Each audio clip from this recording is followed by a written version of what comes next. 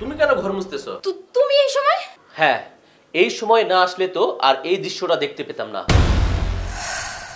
এই বুড়ি, এখনো প্লেট মুছতেছো? বাসায় কত কাজ বাকি, কি মুছতেছো তুমি? তুমি রাগ করতেছো কেন? আমি তো সব কাজ করে দিচ্ছি মা। রাগ করছি মানে? এখনো বাসায় কত কাজ বাকি, ঘর মোছা, রান্না বান্না, কাপড় ধোয়া, কত কাজ বাকি।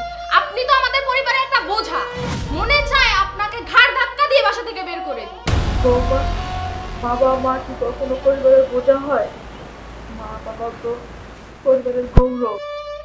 আর আমি আমার রাজীবকে কত ভালোবাসি। আমার রাজীবের জন্যই তো আমি এখানে কষ্ট করে পড়ে আছি। কি বললেন? আপনি গৌরব? বুড়ির কথা শুনলে গা জ্বলে যায়। এই নিন কাপড় চোপড়, এগুলো ধুয়ে কাজ শেষ করবেন। আর আমার কথা মতো যদি কাজ না করেন তাহলে আপনার ছেলেকে ছেড়ে যেতে আমার 1 সেকেন্ড সময় লাগবে না। আমি আমার রাজীবকে কত যত্ন করে ভালোবেসে মানুষ করেছি, কোনোদিন কষ্ট পেতে দেয় না। ছেলেটা যদি এসব কথা জানে ও খুব কষ্ট পাবে, ওদের সংসারটাও ভেঙে যাবে।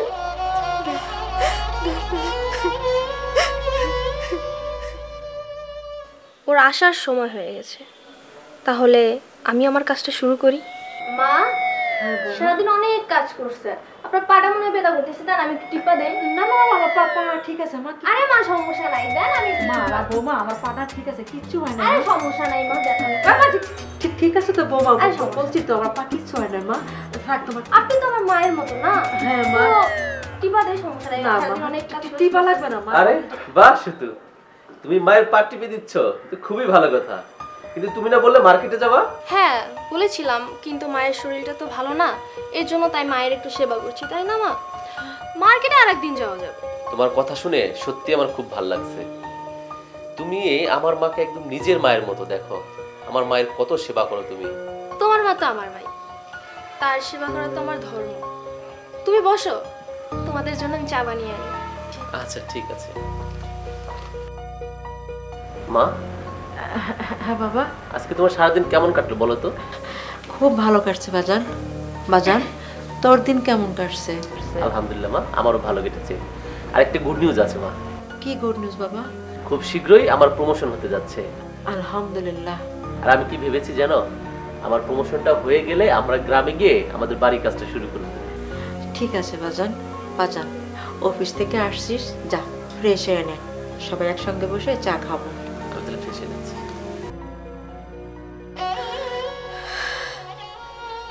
আমার ছেলেটাকে আমি কিভাবে বলি যে ওর বউ সারাদিন আমার উপর কত অত্যাচার নির্যাতন করে, আর ও আসার আগেই রাজীবকে দেখানোর জন্য এত মিথ্যা নাটক করে। এসব যদি আমি রাজীবকে বলি তাহলে সে সহ্য করতে পারবে না, ওদের সংসারটা ভেঙে যাবে। না, আমার যত কষ্ট হোক আমি ওকে কিচ্ছু বলবো না, কিচ্ছু না, কিচ্ছু না।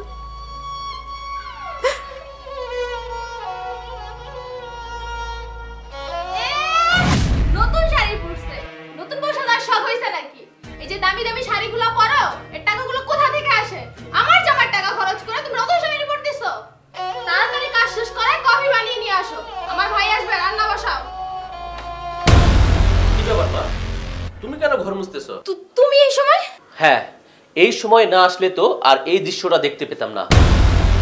কি ব্যাপার মা, তুমি কেন ঘর মুছতেছো? আর সেতু, তোমার সাহস হয় কি করে আমার মাকে দিয়ে ঘর মুছানোর? আমার ভুল হয়ে গেছে। ভুল হয়ে গেছে মানে? তুমি যেটা করেছো সেটা পাপ। প্রত্যেকেরই উচিত শ্বশুর শাশুড়িকে নিজের মায়ের মতো সেবা করা। আর তুমি কি না সে আমার মাকে দিয়ে কষ্ট করাচ্ছ? তুমি কি জানো, যেখানে মা থাকে সেখানে কোনোদিন কষ্ট থাকে না।